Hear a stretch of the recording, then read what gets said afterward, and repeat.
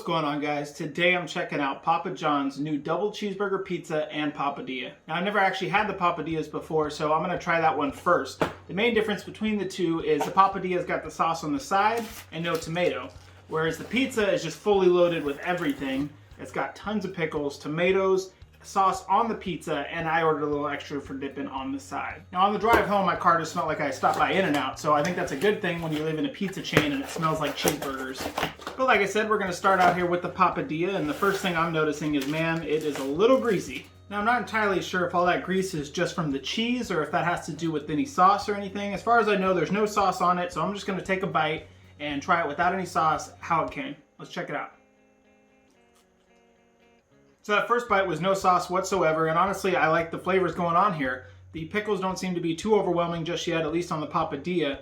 Really, I was tasting that beef. Their ground beef is pretty serious. It doesn't taste like a Lunchable, beef flavor. It actually has a hamburgery meat taste to it that I really like. And I'm digging this crust. It's like a mix between a thin and a hand-tossed, and that's just how I like my crust. I like it not too thin, not too bready, and I think that hits it perfectly. But let's go ahead and try it the way you're supposed to have it with the burger sauce. It looks like a typical Thousand Island dressing. It doesn't seem to be as chunky as something like a mac sauce or even a In-N-Out special spread. It looks a little bit more no chunks, just liquid. Let's go ahead and dip it in and check it out.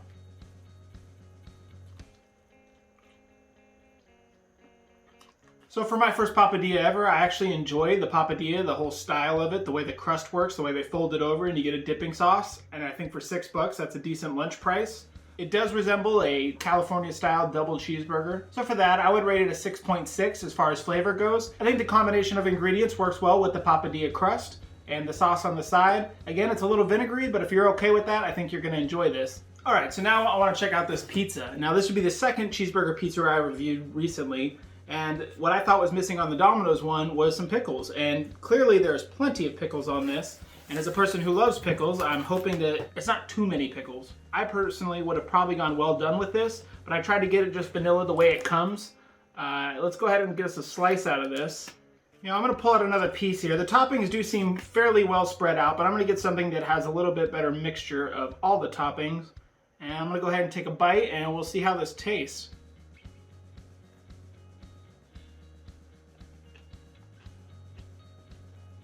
So the crust, again, is nice and dry underneath, which is pretty cool, but it is definitely a moist pizza.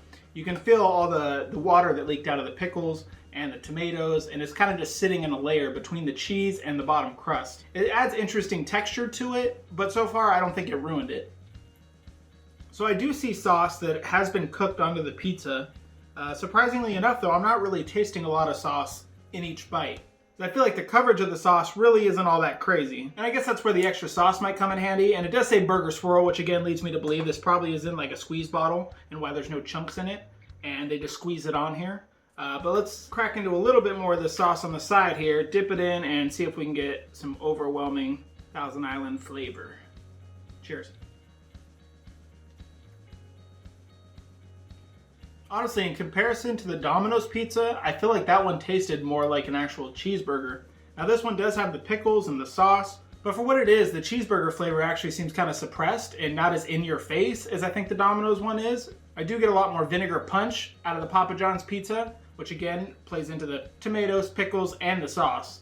They all got their own little bit of acidic bite to them, which contrasts pretty well with the thick, hearty bread that Papa John's has as their standard crust. I really want to get that good cheeseburger flavor going here, so we're gonna just dump some extra sauce all over this here. Got my safety plate, and let's try a little extra saucy bite of this pizza.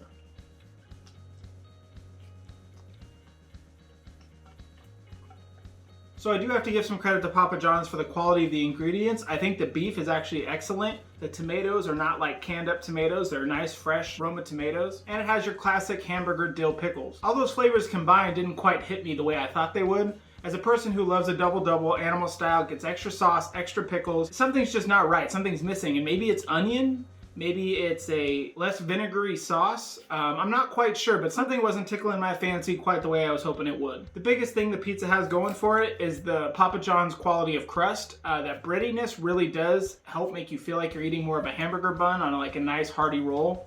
and it really held up to all the wetness of the rest of the ingredients sitting on top of it. But overall, considering they brought this one back, I'm assuming it is a fan favorite by a lot of people, and maybe it's just my taste. Personally, I'd have to give it a 6.5. I don't think it's a terrible pizza. There's just a weird contrast of flavors that should work together, that sound delicious on paper. It just didn't work out the way I thought it would. But for a $12 large pizza, coming from Papa John's even, I think that's a great value, and for that I'd give it a 7.4. So between the Papadia and the pizza, I think it comes down to your preference. If you like the heartier, breadier crust, definitely go with the pizza, but if you're looking for just something a little thinner as a snack, the Papadia was great, and I'm definitely interested in trying the other flavors that they offer through that. So for a person who enjoys cheeseburgers, this wasn't as great as I was expecting, and I'm curious to hear other people's opinions about this. But that was my opinion for the review. If you enjoyed the video, leave a like. I appreciate it, and I'll see you guys in the next review.